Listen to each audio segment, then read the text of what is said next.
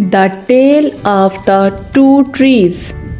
In a forest, two trees grew side by side. One tree was proud of its strength and height, while the other was humble and focused on its roots. A firestorm hit the forest, and the proud tree was uprooted, falling to the ground.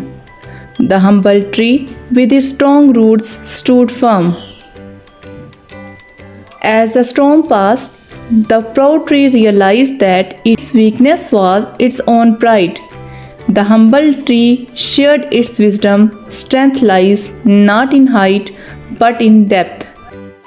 Moral of the story: humility and a strong foundation are essential for weathering life's challenges.